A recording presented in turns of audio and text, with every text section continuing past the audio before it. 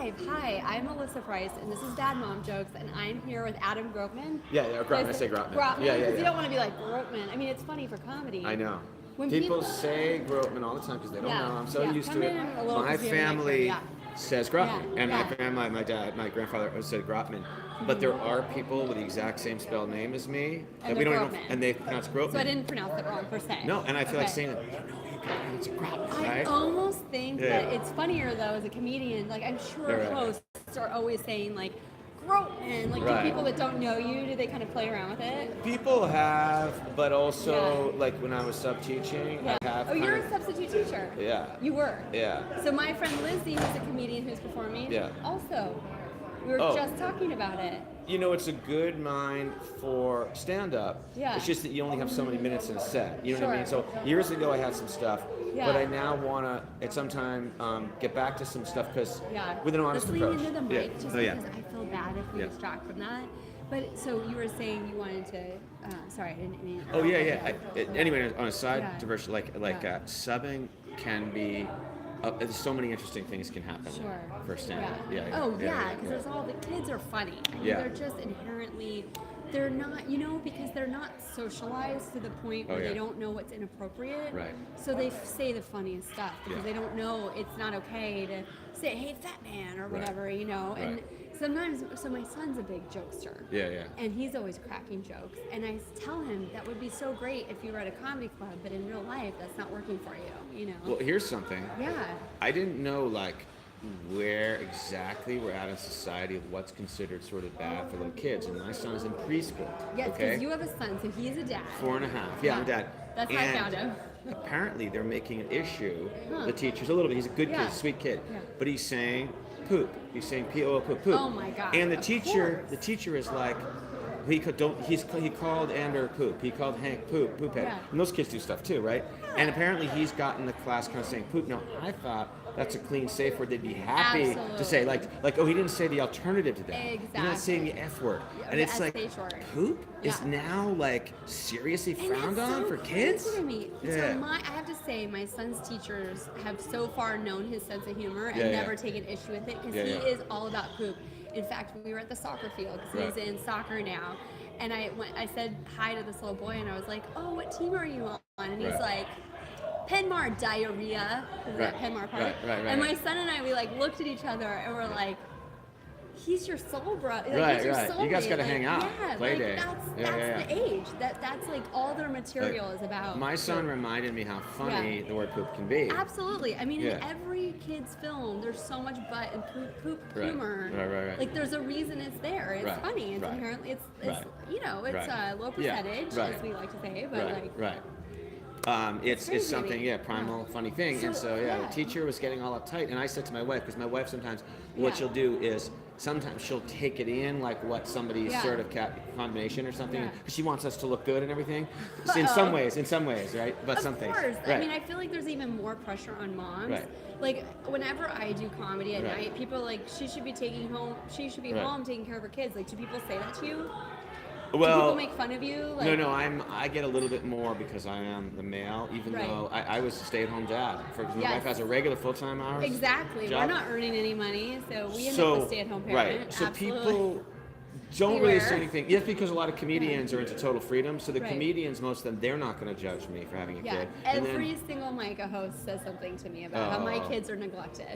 Yeah. I know, but you know what? You can point out some big comedians. I mean, a lot of them make some money, but they're out there. They have one or two kids, and they're out. You see them at every show, every night. So I guess in America, because we're capitalists, you can only. You're not neglectful if you can earn a living. It's not fair because well, and this is you what I told need to live. And here's the thing: my husband's at home taking care of them. They're not with a nanny.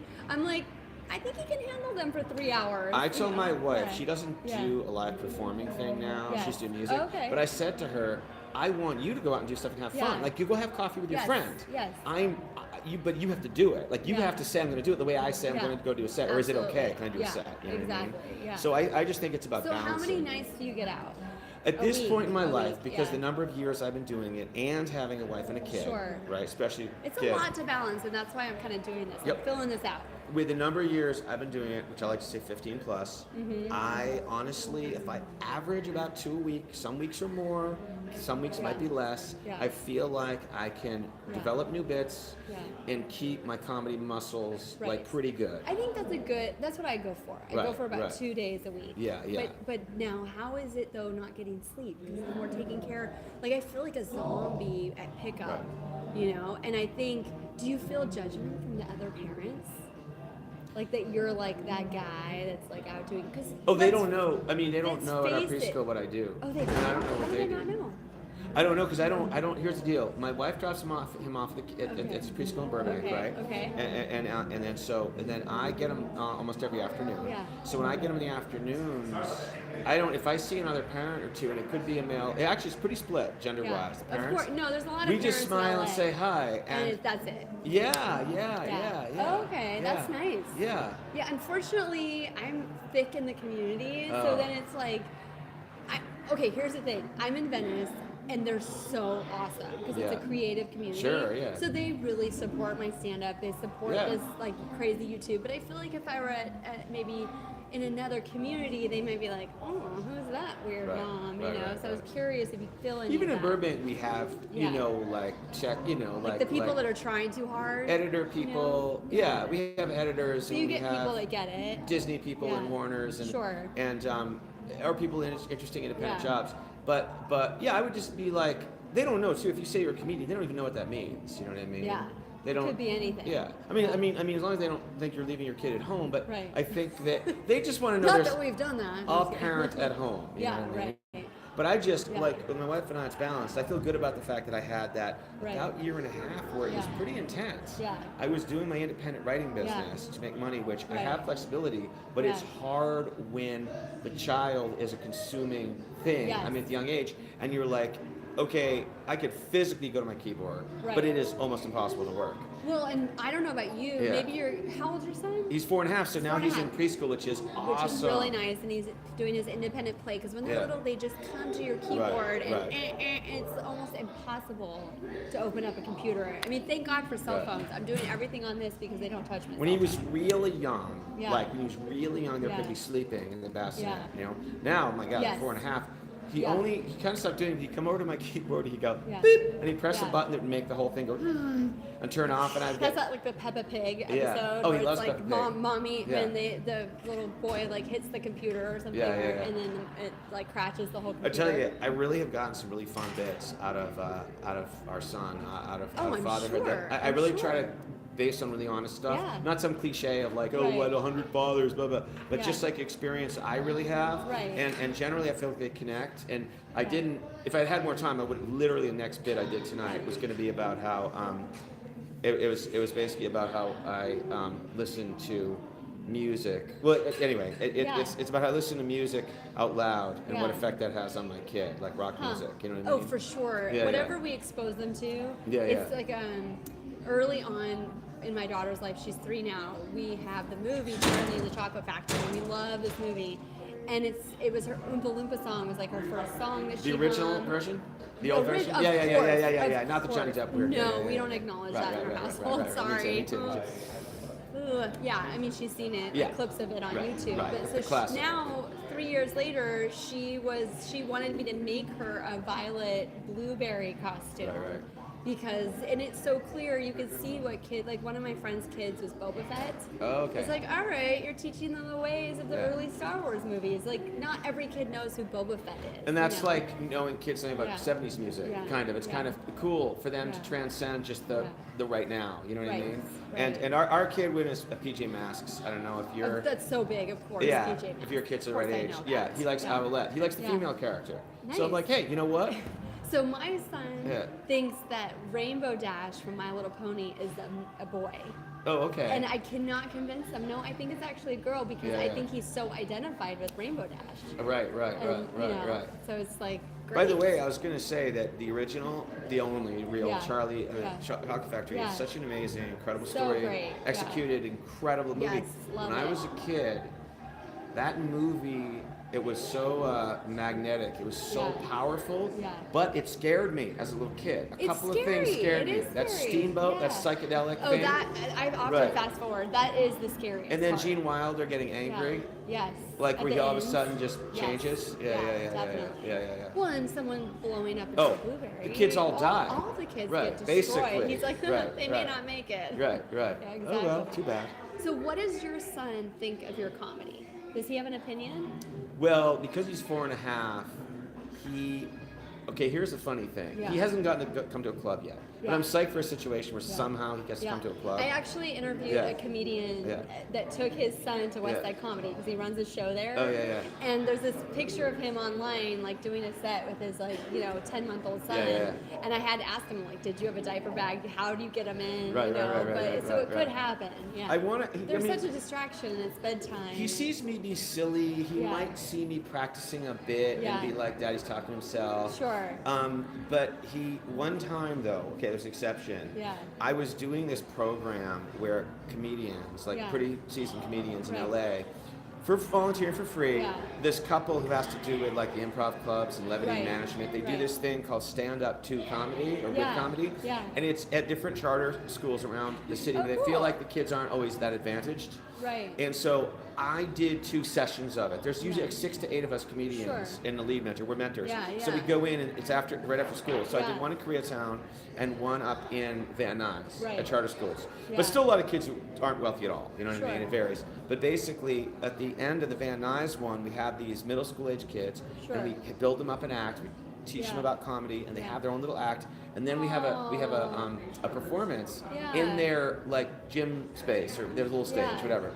And their parents come and their friends come. And that day, because it was after school on a Tuesday in the mid-afternoon, my wife works at the place or the hotel she works. Sure. So I was like, I not only want to do it, they wanted me to host because I love hosting. Fun. So it was all the kids and us mentors just watching. I got to perform. So I'm the host. So I'm like, I said, that's so cool. I'm like, I'm gonna have to bring my son. There's no other way around it. And they go, yeah, bring your son. So I bring him.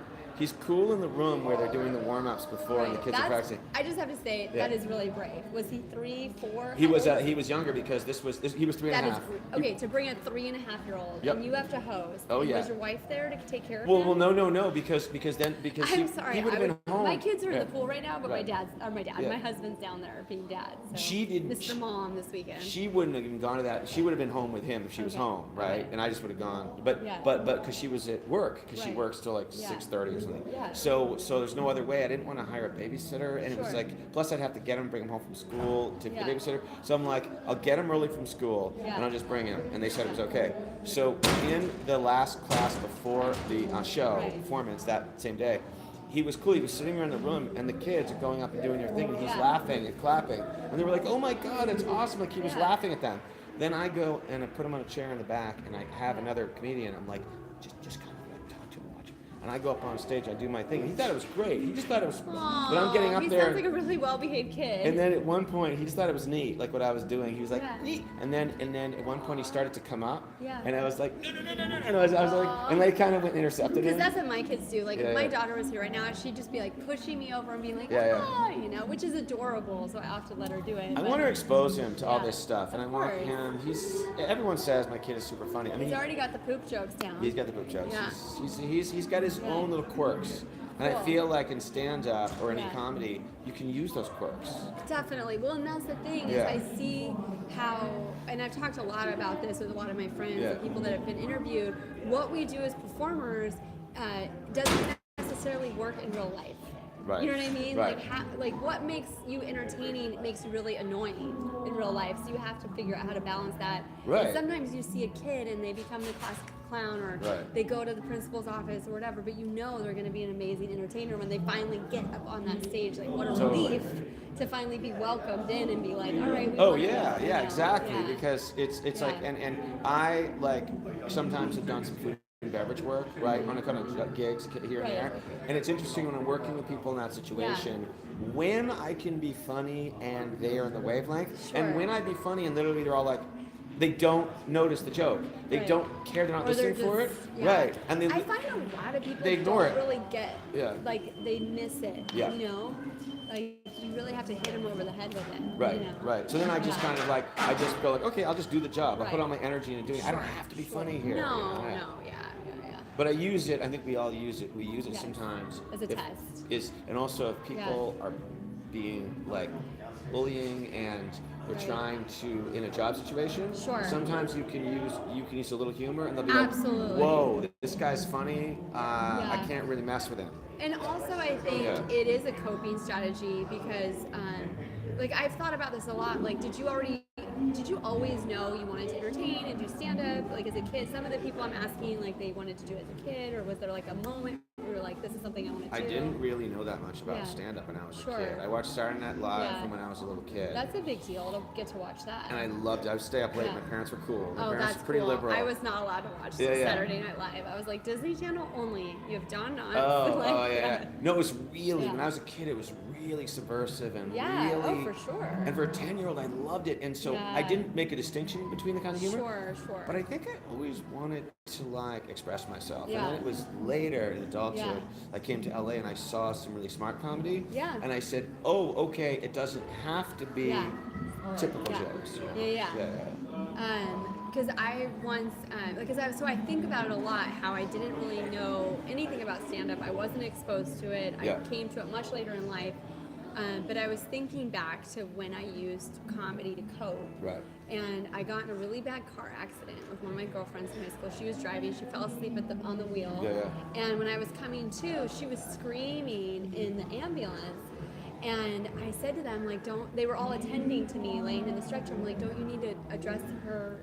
Like, she sounds like she needs you. And they said, when someone's screaming like that, we know they're fine. We're really worried. You were knocked out. You're just coming to. We want to make sure your vitals are all fine. And I was like, I need to save her. She's making a fool out of herself. And it was back when girls would get their nails done, you know? And so I was like, Kasha, look, we didn't break a nail.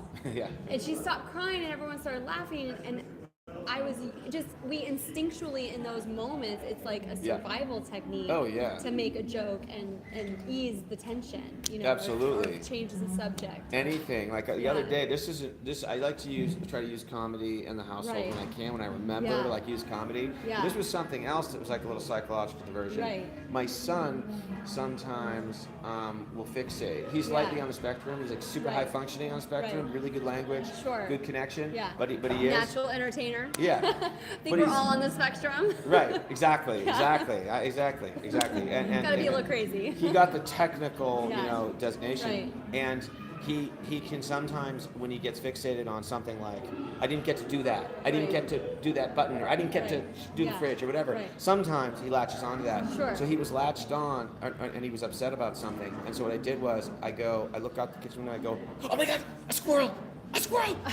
And because I'm like, how can he not? He can't. He goes, and I start running outside. We go to see the squirrel. And they go outside, and he's like, where's the squirrel? And I'm like, good, forget. And so he's like running around. I'm like, oh no, it's not the squirrel. It's Bear. That's our dog. It's a Pomeranian who was outside. And I was just being silly. And Bear's like, squirrel. Right. And Bear looks like a squirrel. And so I'm like, please forget that. Gotta have all those techniques. He did. And he forgot about what he was upset. Distraction is like the number one parenting tool. And it was like popsicle. Yes. So he loves popsicles. Of course. You gotta be careful with that one. Next thing you know, they're eating that for dinner. So. We get the natural ones, and I try to say one, max two a day. Sure. It's like juice. Frozen juice. It's fine. Before we wrap this up, this is so random, but I saw that you were on a show with Wendy Hammer's produced show. I don't know her personally, but my stepmom saw her perform on the East Coast actually, and loved her so much, and so that's how I know about her. So tell me about that. Like, what show do you have coming up? Oh yeah, I don't have one coming up with her. Oh, my calendar's old, so you know what it was? It was another year. I'm sorry. I recently saw a show that she produced. Yeah. It was all women, but I went to it to check it out. And so I was just curious your connection to her, or like what I just kind of met her and schmoozed her. She's kind of from an older scene, that goes way back. But now I know don't know. I'm like. She came from the East Coast, from New York, New Jersey. Oh, she is East Coast. Yeah, Okay. but she's been out in LA for a while. Sure, you know what I mean? sure. And I think she lives in the West Side, like you do. Okay. And she's really good, like raconteur, and really together. And seems like it. I'm on her mailing list. And her shows are fun. She was doing a story show. Okay. And I do some story shows too, because a lot of comedians like to kind of do some story shows too. Absolutely. And Why not? you can be funny. Yeah. You know, and so I did a couple of her story shows, and they're good because she produces it really well. Yeah. She fills these venues. Right. And sometimes she has a strong theme. Yeah, the show I went to was completely sold out. Yeah. So hers were fun. I think the last one I did of hers was over in that 5th Street in Santa Monica, where it's like near that little Whole Foods. Like on 5th, just below Wilshire. There's like a little theater in there with like vines, and you go in this little entryway. Yeah. But I recommend her shows. I went to one. It was in Venice, and I go there all the time. Tasty Words? No. It was I think she produced it, but it was a group of female comedians. Yeah. That were doing a show, and so I went with my mom, and it was really fun. Thank you so much for doing this. Thanks. Yeah, awesome. it's fun. Yeah, it's really fun. Very cool. Yeah. I'll watch it. I'll see you around the block. Definitely. Yeah, us parent comedians have to stick together. Absolutely. And start bringing our kids, figure out some show that we work the kids in. Yeah, well, and that's what people always joke is they say she's neglecting her kids right now, so they'll be here in 20 years with a lot of material. Oh, more people, by the way, I'll just say. Yeah. I mean, and some like way grown up, but it's just interesting to see. She didn't become a stand-up comedian, but I know Kelly Carlin a little bit. Okay. And she is around comedy. Yeah. But I met actually through her once. I met Rain Pryor. Oh, okay. Who is doing some stand-up. Okay. Richard Pryor. Yeah. But Dana Carvey now, right? Tours around with his 2 sons who are in their early 20s. No, stop it. And they're the Carvey boys. No, I didn't know that. So, and they do stuff together as a duo. Fun. And so they'll do a show where I think Dana kind of does his own set, and the 2 boys. Do you think he coaches them and helps them write their material stuff? He's so great. I don't know. And then you wonder, are they have a choice? they good because Right. they inherited a little bit of it. Sure. And they've been around it. Absolutely. I think whatever you're exposed to from a really early age is just your comfort zone. Either you go kind of away from it, or you end up racing. Or you get that advantage. And so many of us that wanted so badly to do it had to wait till we graduate college. Right. I was a little older than that. Starting young can be an advantage. Yeah. But at least I feel we're in a time where there's less ageism. Yeah. So that's a benefit. I am so for the freeing up of different groups to be able to be successful in comedy. Absolutely. Whatever that is. Yeah. Just if you're good and you can bring it, there shouldn't be these walls. Absolutely. Yeah. I feel if you've got something that will help people, like if it's relatable, then go for it. Absolutely. Yeah, for sure. Well, thank you. Thanks so much. Adam. Yeah, it's great. Very cool.